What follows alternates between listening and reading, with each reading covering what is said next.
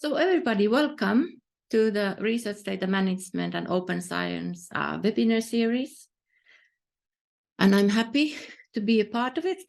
And today, our topic is ethical review and ethical self-evaluation in Aalto University.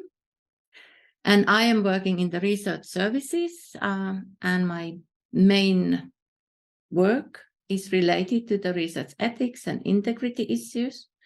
So I'm a senior advisor, I'm the secretary of the Research Ethics Committee here in Aalto University, and I also coordinate the network of research integrity advisors.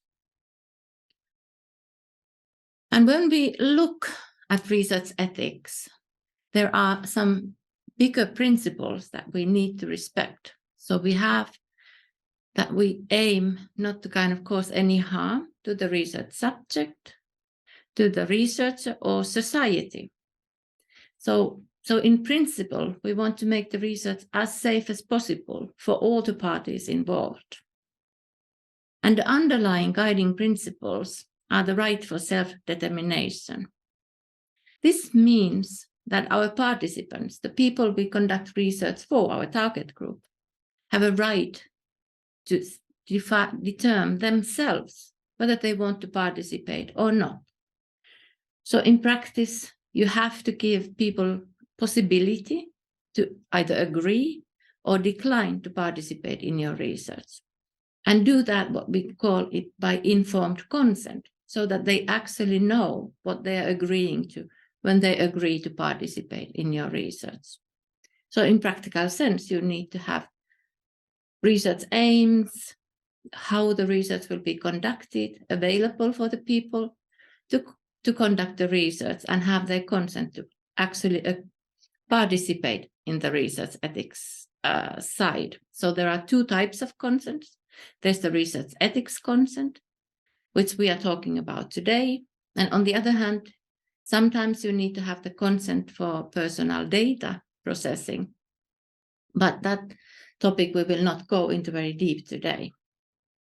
And like I was saying, we aim to prevent of any harm. So what we aim to do is kind of detect all possible risks that the research might cause for the research subset, the participant, or you as a researcher, or the society at large.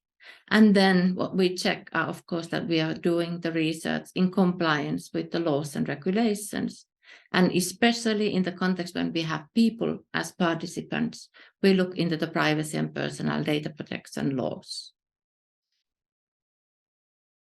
And when I was telling about my own position in Aalto, I made a specific distinction between research ethics and research integrity.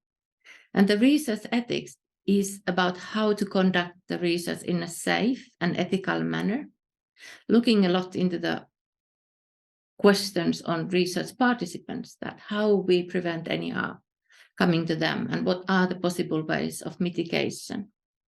Whereas research integrity is how do we conduct ourselves as researchers in a proper manner, abiding the guidelines agreed by the researcher community. But we will not today go into detail into that other side of the research ethics and integrity issues. So when we look at the research ethics and all the kind of guidelines and documents and processes that you need to be aware of as a researcher, we might get a bit frustrated.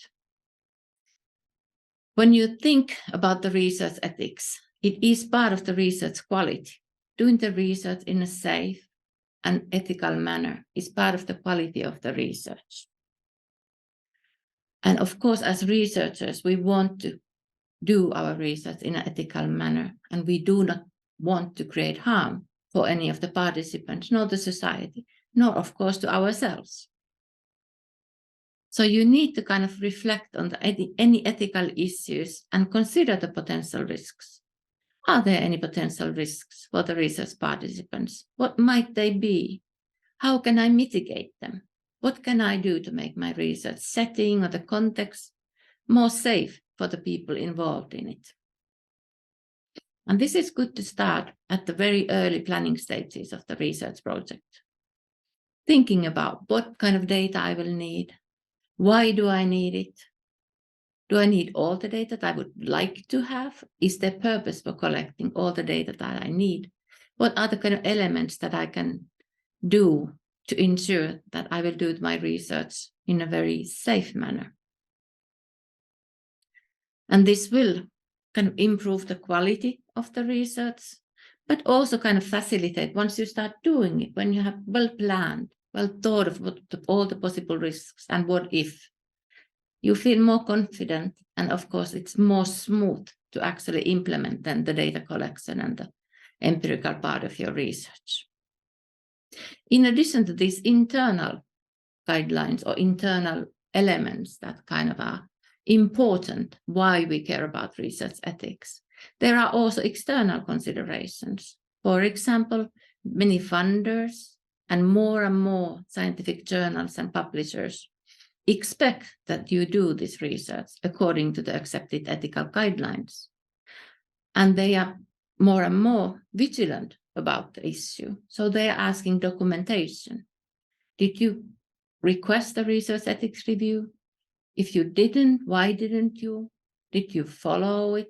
How did you take into consideration the elements pointed out during the research ethics review? And so forth. We have examples of many publishers requiring the research ethics documentation. We have examples from doctoral thesis evaluators asking for the research ethics documentation and asking similar type of questions. We have examples of journal reviewers asking the same questions. So you will not only face these because of the bureaucratic requirements of Aalto University, but they're integral part of today's current practices in international research field at all levels. So you can't really say that it wouldn't matter that I want to make a shortcut, because you will be facing it at different stages of the research process anyway. And when we think about these ethical issues, so you have the ethical self-evaluation. And this is something that you need to do yourself. You can, of course, ask for a reflection partner. You can ask a more senior researcher. You can ask any of the people involved in the research ethics, members of the research ethics committee, or me to reflect along with. But you are the one who knows best what you're going to do as a researcher and during the research process. So you are the key person in doing the self-evaluation. Do I need a research ethics review? Do my journals that I aim to publish at, do they require the research ethics documentation? So paying the attention to all these elements, not only, how would I say, choosing the fastest and quickest way, but really thinking through all the different elements and all the risks, interpreting the guidelines and looking into the requirements of the publishers, because sometimes the publishers require research ethics documentation every time you have human participants, you have people involved in your research data collection or as sources of research data. Not only in the cases when we have the national guidelines, which are more limited, really focusing on the identified key risks and elements linked to the principles that we are all sharing. For example, doing no harm and respecting the people's right for self-determination. So the first step would, of course, to read the guidelines, to actually know what are these kind of key elements, the critical elements. And then also reflect beyond that, looking into the journal requirements, thinking yourself, are there some kind of risks that I can detect, that I might feel that are necessary? Are there risks for the participants? Are there risks for me? And then submit the research ethics statement request. There are, like I was saying, there are different reasons. In Aalto University, we have research ethics committee for research that involves humans. However, in Aalto University, we have also, for example, medical research. We do not handle those, but by law, they go to the hospital. For example, whose research ethics, like medical research ethics committees, because they have the expertise on looking at those. There are a little bit of animal research. We don't necessarily look at those, especially if the animals are there test animals that has a specific regulation. But we will go into more detail in all of these issues. So when we start doing the research ethics evaluation, we first look through the TENK guidelines. And this is something that it is mandatory, actually, that you will follow these. And in many cases, for example, if you apply for EU funding, by applying, you kind of commit to following the Aalto Code of Conduct, which is the EU level guidelines on the research ethics.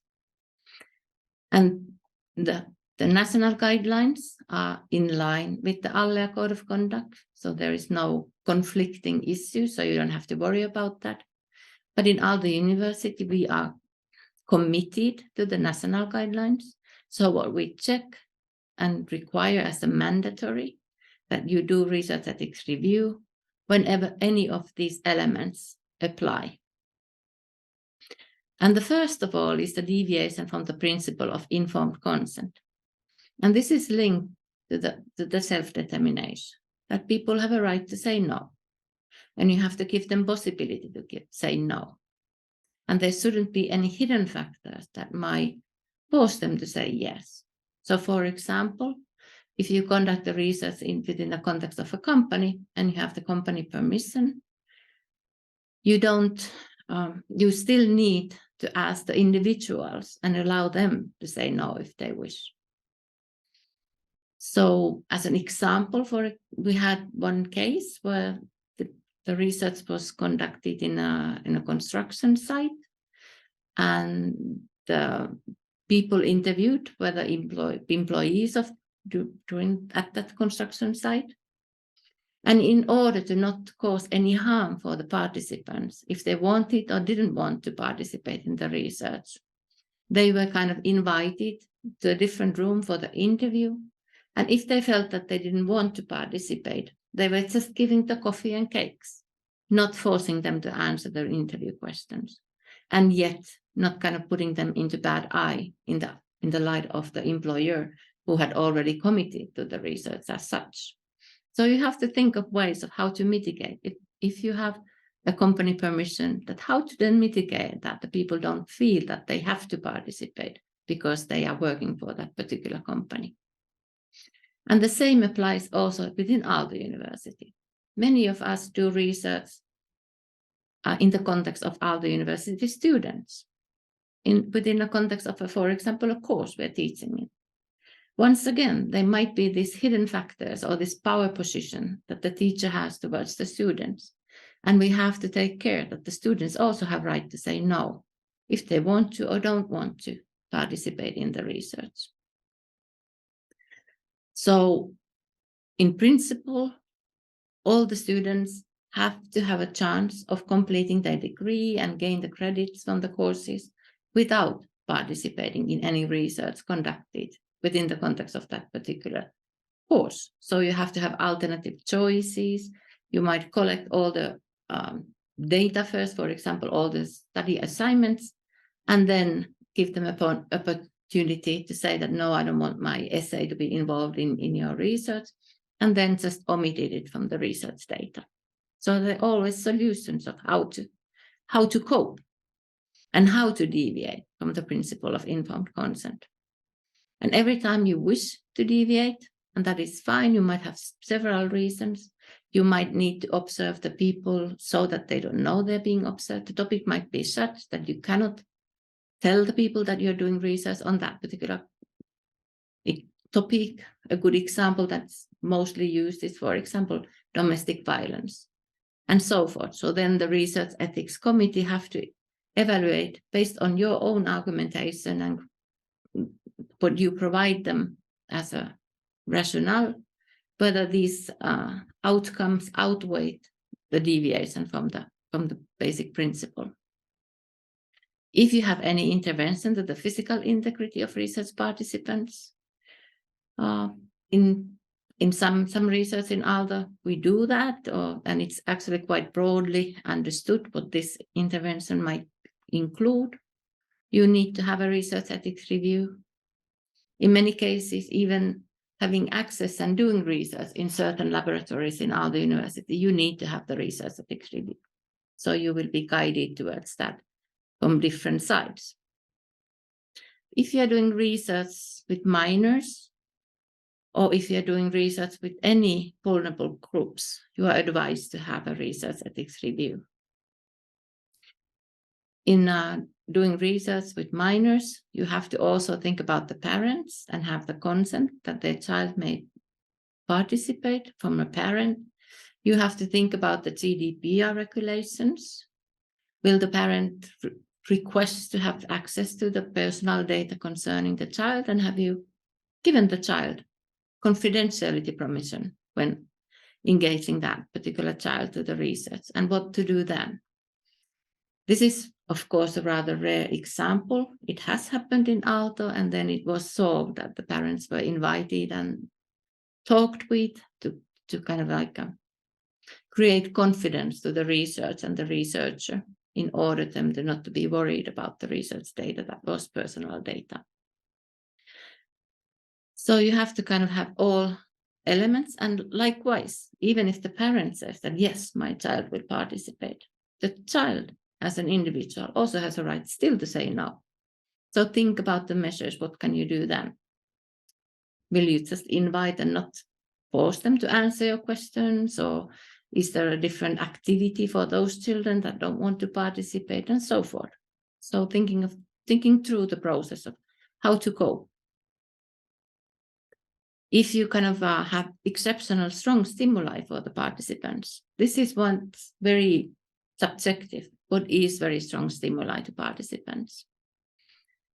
And it's then up to you once again to really self-reflect what could be considered as a strong stimuli. We had a discussion with some of the research from School of Arts that actually many of the art pieces can be considered as strong stimuli, having very strong content that can be considered that is out of everyday exposure for certain participants. Can engage people to that kind of research when they are facing artworks that we maybe in normal life wouldn't think as strong stimuli, but yet the content might be faced as such with the participants. And how then to cope if someone considers it as a strong stimuli and has a reaction, so that there is some kind of mental or social harm that is kind of happening.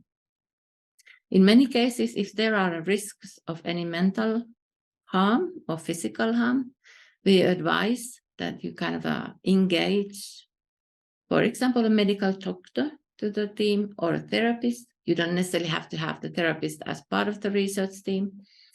Most cases, it is enough that you have information available that you can share if the need arises. For example, after an interview of a very sensitive and stressing topic with the participant. Or are there any threats to the safety of the participants or the research? Even if it's only for the researcher, you can apply for the research ethics review. We had one case where there was no participants actually, but the researcher felt threatened by the topic. It was a research conducted on extreme right. So there was a possibility of, for example, social harassment. So we did kind of then go through with the research of the possible risks and how to mitigate them, and engage also the other Aalto services, the communications and the security services, to work along with the researchers.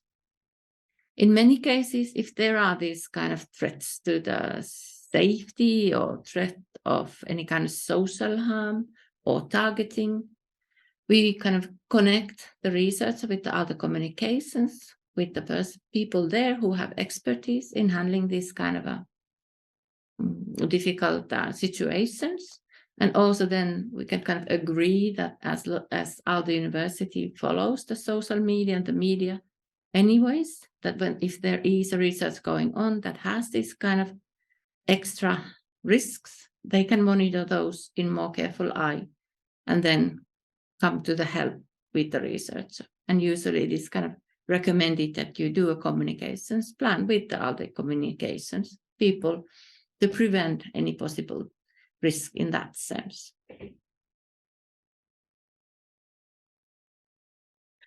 In addition to the exact guidelines that when are there a question of research ethics, the risks might arise from the data.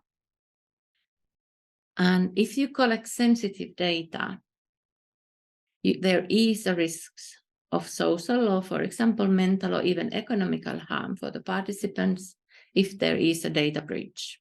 So we do recommend strongly, and it is required in Aalto, that then you do the research ethics review.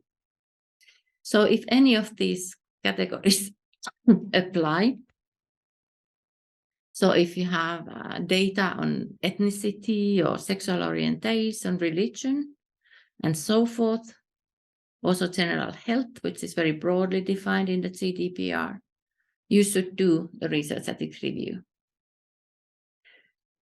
And in that review, of course, we include both implicitly collected and explicitly collected sensitive data. So if your topic is not sensitive as such, but you end up collecting, for example, knowledge about political views, if you're doing research on political parties, organizational structures, by default, you most likely will gain information about the political views of the participants. So then it is recommended that you do the research ethics review. And of course, you might have a topic that actually needs to have this kind of a special category sensitive data collected. And then once again, it is recommended that you do the research ethics review and especially focus on the kind of security of the data. How safely then store the data that you're collecting that has this sensitive information that by data breach would harm the participants, the people that have given you the data.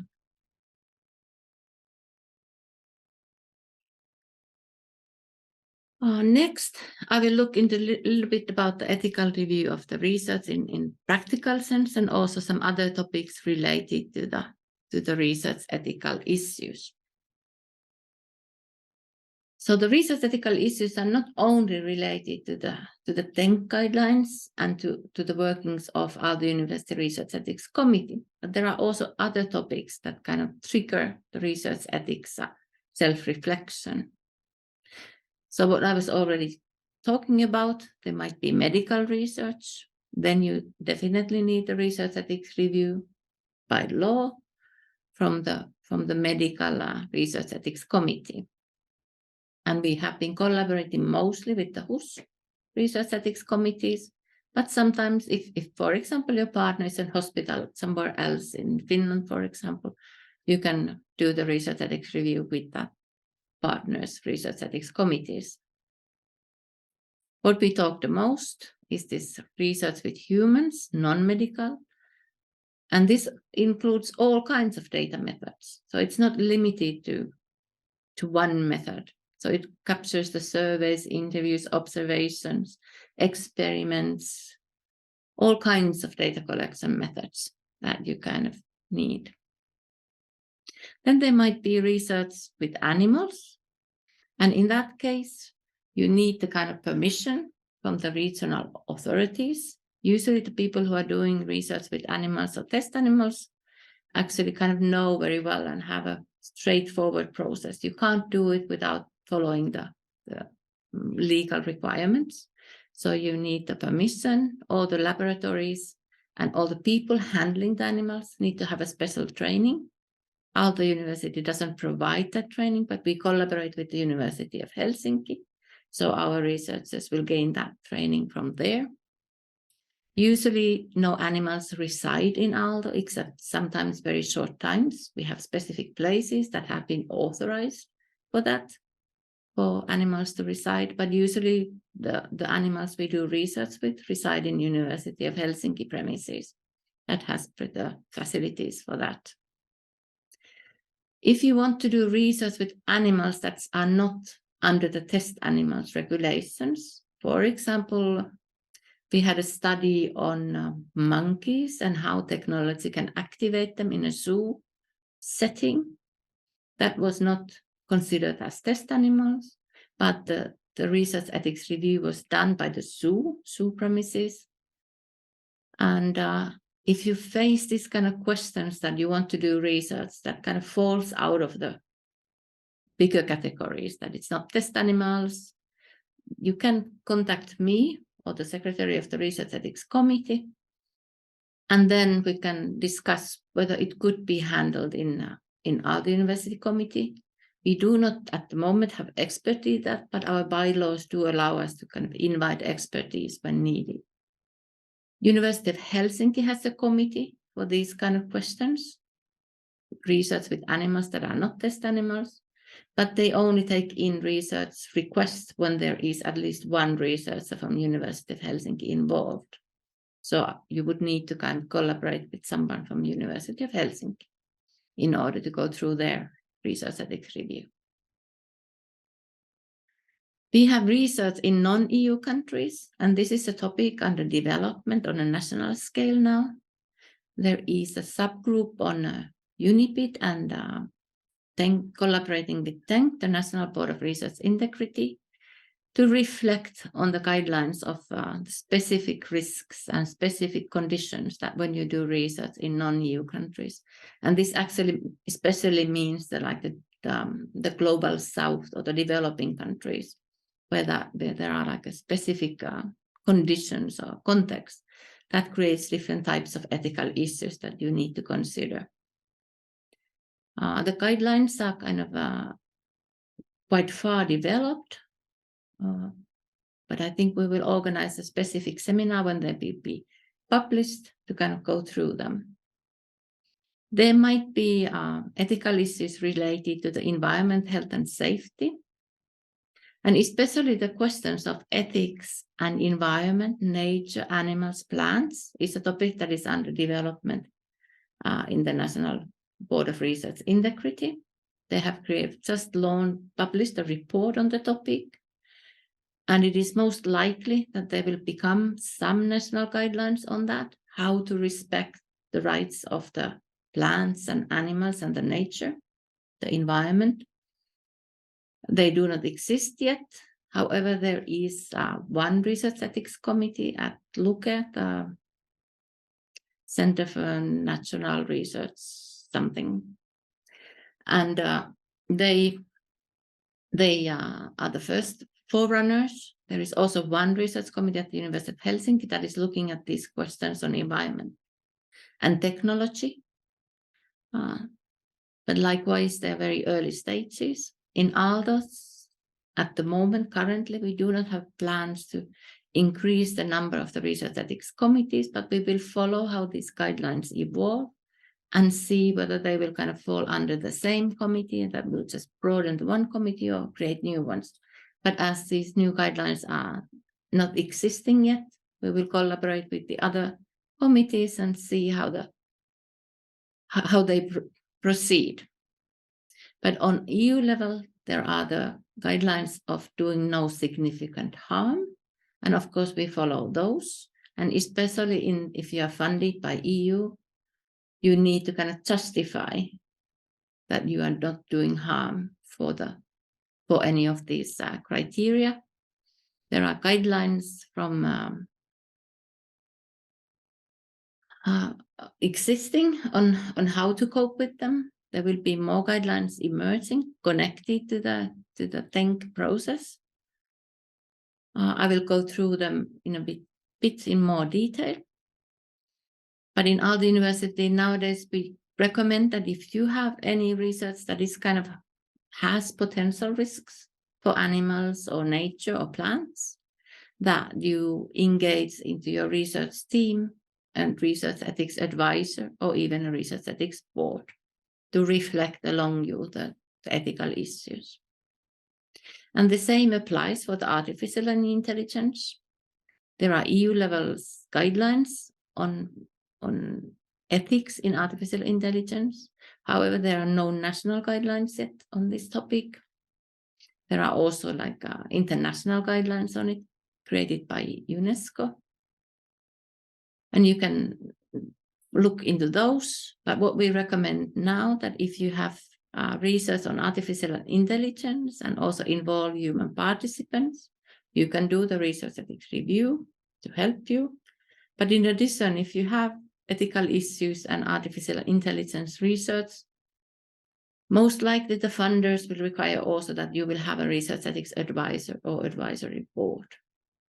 And if you have any questions on those, you can contact me, and we can also help you to find some these kind of members for these boards. But in most cases that I have encountered, the researchers have the best networks on their own field of research and have known whom to invite as these kind of ethical advisors.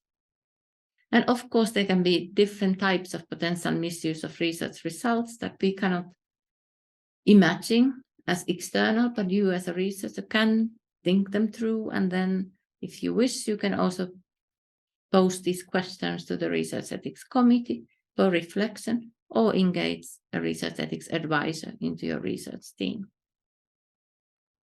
And then, of course, you need to always follow the laws and regulations. And as a researcher in Finland, you have to follow the EU laws on, for example, personal data, on the dual use and export control and sanctions. We have specific services that will help you on those questions, especially on the export control and sanctions. It's a kind of a team of technical services and legal services, and you will find the names of the school-specific help from the Aalto FI web pages, and you can access it also through this How to Make an Ethics Self-Assessment link.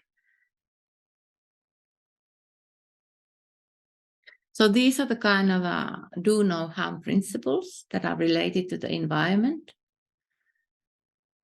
And the basic rule is that you can kind of do some harm if the outcome's compensated, but you cannot compensate on another. Let's say you can't compensate by increasing the greenhouse gas emissions and compensate it by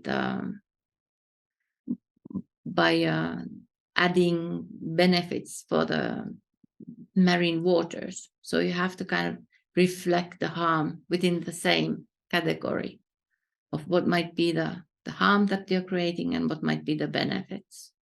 But depending on the research, you need to kind of go through these and give the arguments of what kind of harm you might be causing and what kind of benefits then you might be creating.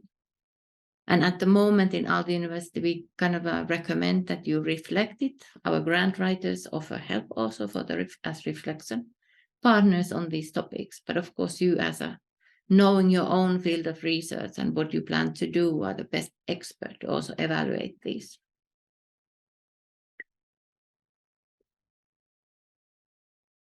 But when you do research ethics review, and in Aalto University, I'm going to be focused on the humans as participants, non-medical studies. We do look a lot about the GDPR regulations. Just collecting personal data is not the requirement of research ethics review. However, now we have, as I told, noticed that many of the publishers require the research ethics review documentation whenever you collect personal data. So as a committee, we accept all requests. We do not kind of discriminate that do you have an ethical issue or not. So feel free to kind of send a research ethics review request whenever. And whenever you are in doubt, thinking, do I need one or do I not need, and don't have a strong position, it might be safest just to apply for the research ethics review. But for sensitive data, for the special category data, you do need a research ethics review. Sometimes you also need to prepare a DPA, a data protection impact assessment documentation. Some of the criteria could be that you are collecting some of the special category data and you collect it in large amounts. But there is a specific Aalto FI page once again, where all these kind of criteria are listed, and usually you require 2 of them. There's nothing forbidding you to doing a DPA in case you want to kind of reflect on the data safety. This is an internal document, and it is looked through by our data protection officer. And what cannot be emphasized too much is that the publishers and funders nowadays actually do research. The research do require the research ethics documentation in all cases when there are human participants. So that has actually affected the committee work also, that we had double the amount of requests this year. And we have also plans to kind of facilitate the process in this respect.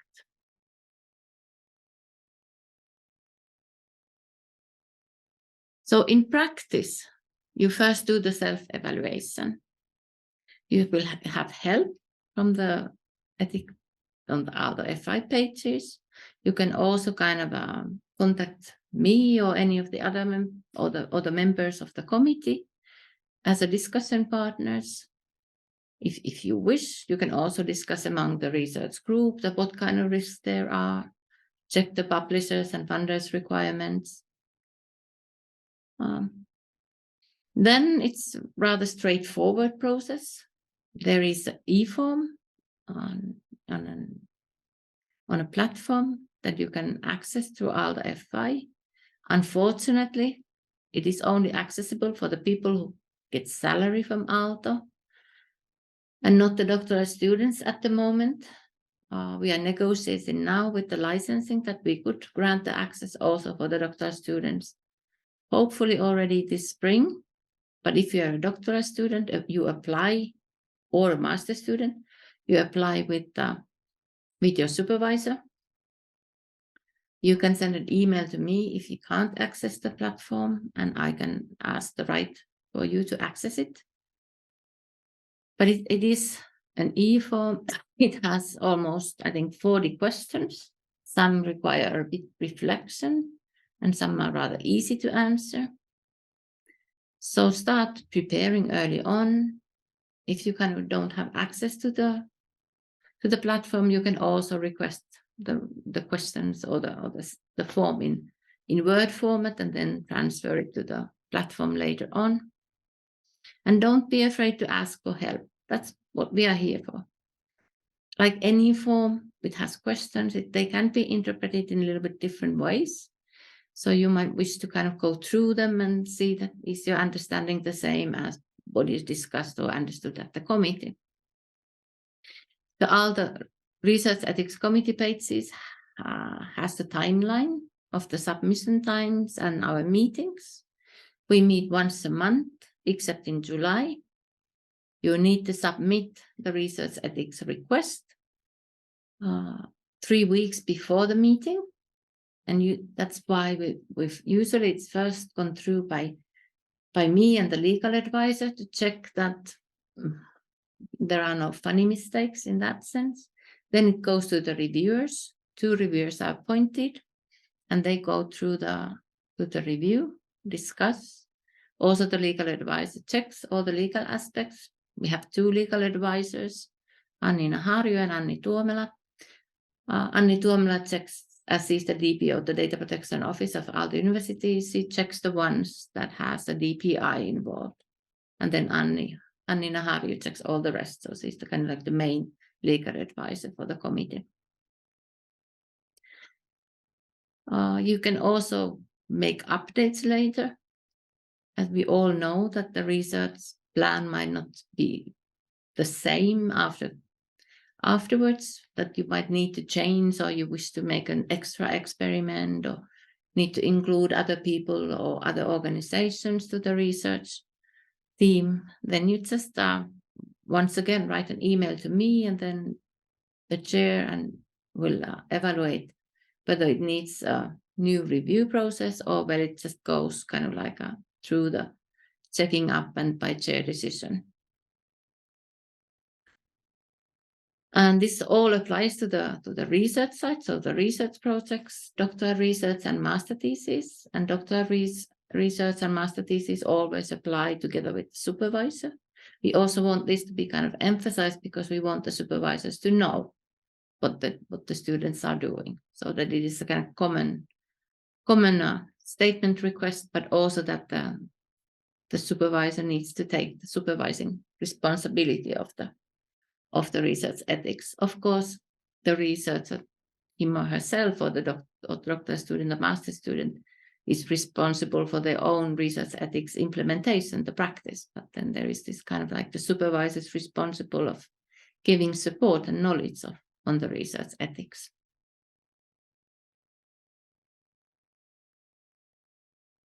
Like I was saying, we have this plan of making a concise review process. It will go to the Aalto University Academic Affairs next week as a discussion item. The Academic Affairs is the body in Aalto University that accepts the Aalto University Ethics Committee's bylaws. So we need their kind of decision whether we can start the concise process. But this would be for this kind of increasing amount of research ethics reviews, statement requests that don't actually have any research ethical issues, no sensitive data involved, but they need the documentation for the publishers or the funders. And this would be a bit more concise process in that it would involve that the chair would appoint only one reviewer. It would occur continuously. So one reviewer from the committee or deputy member would check the ethicality, and then the legal advisor would check the legal aspects and make a statement proposal, and then the chair would make the final decision whether it is accepted or whether there are modifications needed, or whether it needs to be transferred to the full review. Because sometimes you might not notice that there are actually ethical issues. And of course, the reviewers would then notice this, or the reviewer, and would kind of recommend that it would be transferred to the full review. But we will see during the spring whether this will become a reality or not. But I wanted to kind of like also present it already now, just in case that it will happen. And then the actual full ethical review occurs monthly. And there is 2 reviewers appointed by the chair and the legal advisor. And then the whole committee makes the decision. So the whole committee discusses each research ethics statement request and familiarizes themselves with them. The decisions are accepted, straightforward. That is rather rare. Accepted by modification, verified by chair with modifications that need to be verified. This is the most common one. There are some conflicting information, there are some minor issues that you need to correct. This is very common, that there are kind of lots of little details that you need to correct or clarify, and then it is accepted by chair. This actually goes rather quickly, that once you have corrected them, you resubmit, they are verified, and then the chair makes the decision very quickly afterwards. And in some cases, there might be major issues, that there is major ethical issues that you have not explained or considered enough, or there is a huge amount of these minor issues. And then it might come that it has to be returned to the committee. And then you need to take the time to make the revisions and then resubmit for the committee handling. And in all these, you will get help to kind of go through the comments. If you don't understand them, you can always contact me, and I will explain what was the discussion at the committee meeting to kind of open up the comments. There's also, of course, the 4th category that would be kind of rejected. We have not had any cases of that. We have some that have kind of withdrawn or decided to change the way that they apply. For example, in one case, there was a large consortium research project, and they kind of first decided to ask for a research ethics review for the whole big project, and that proved to be rather complicated and difficult to understand. And then they made the kind of like withdrew that application and then started by going by project, so with the tinier steps. So that's also possible. it's up to the researchers, like which way they want to go. But of course, if it is a large consortium research project, it might be rather difficult to kind of have it all in one form and explained for one review. So, and then most likely we'll need to update it several times. But we have also handled that kind of cases.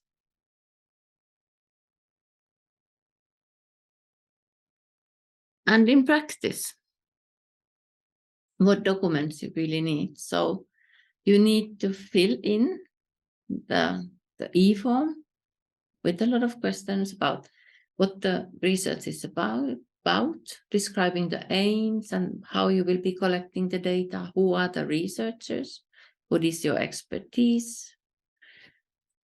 describing the participants, who they are they vulnerable, how will you contact them, how will you inform them, are there any particular risks related to the participants themselves, for example, as a vulnerable group, or are there any particular risks for involving them in the research process, and how you plan to mitigate them.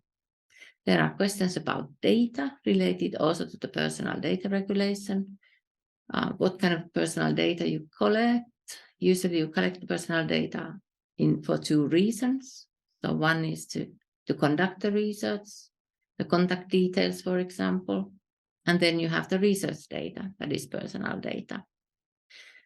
There is other courses or seminars on the personal data, but of course, if you kind of apply, you can also ask questions concerning to that, because we have the legal advisor who then helps you with the questions on the personal data and how to cope with the GDPR regulations.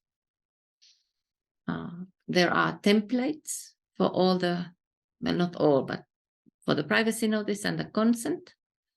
They're linked, I think, in several places, but one place is Aalto University Research Ethics Committee page. There you have the recent ones, and I think also in the how to handle personal data and research, you will have the old new templates. And nowadays, these templates have been checked for accessibility, and they are kind of very clearly formatted. So you need to follow and don't change anything, just add your own content to the template. The consent, like we already discussed, there is the consent to participate in the research and consent to processing of personal data. In most cases, you are conducting research for scientific reasons. So you have the public interest scientific research as a legal basis for collecting the personal data. And then you don't have to ask separately about the consent for processing of personal data, but you only have to ask the consent to participate in research. However, the guidelines on what is scientific research say that it is conducted by a researcher. And this has been now interpreted so that our master students are not yet researchers. So they will conduct the collection of personal data as a consent as their legal basis.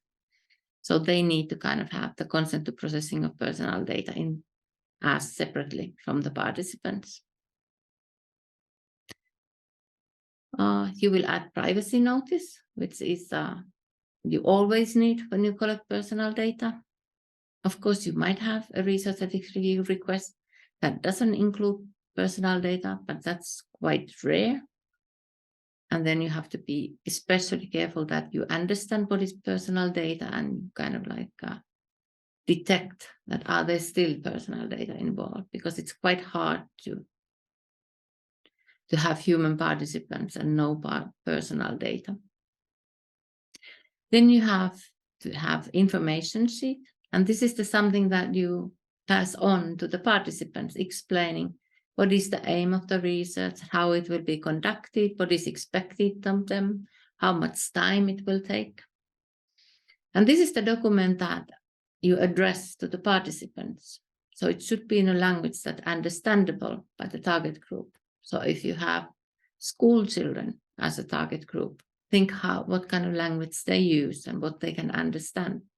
So this is not advice to be written in this kind of academic language using difficult words. Of course, all the other documents that you provide to the committee can be using academic language.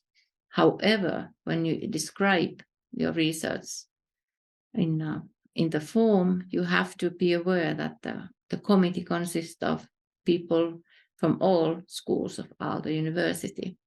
So they're from very different disciplines.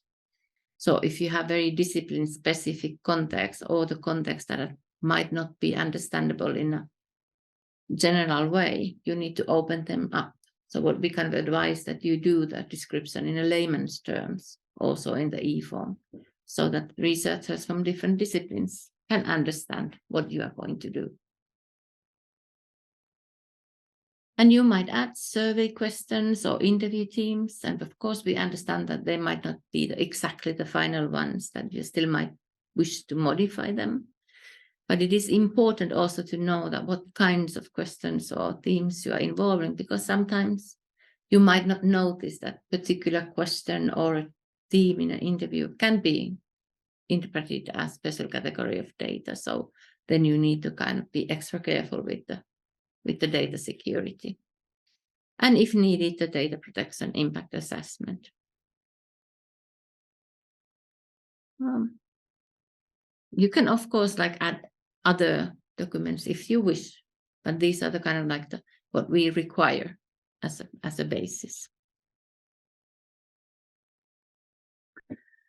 But going towards the end, so what you really need when filling in the form and doing the research ethics statement request is being open, think of all the ethical and other risks and ways to mitigate them. But you don't need to exaggerate. You don't need to find the risk in every category that we have in the form.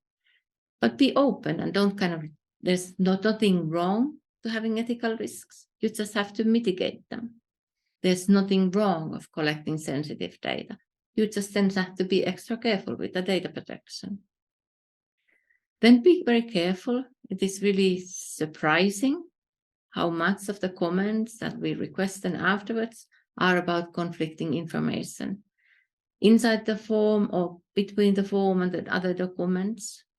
So don't say in one form that you will delete the data 5 years after the final publication and in the other after 10 years. So be consistent and have this kind of final check. And that, of course, also needs time. And ask help. And always kind of read the question. That's also rather surprising how many times you just answer something or copy paste on the research plan. Don't do that. Read the question and then answer the question and read the little information that is explaining the question, because those will come back to you. If you are answering, just copy pasting from your research plan and not really answering the question that is asked for, you will have to redo it anyway. And do ask advice. And if you have any questions, don't hesitate to contact me. We, of course, meet very, very happily, me and our legal advisor, with any of the people wishing to do the research ethics statement request. And take the time. Don't try to do it in a day. It will take more time than a day. So even an experienced researcher, it will take several hours to work through all these documentations. But it pays off in the end. It is not once, but several times that in the end of kind of going through these frustrating rounds of you need to correct this and you still need to kind of think what is the answer here, that actually the researchers then thank afterwards that it made it so much easier to actually do the research and implement it. So take it as a quality check also, improving the quality of your research. Here are some of the other trainings that are ongoing and coming up, and you can check. And then I'll just thank you.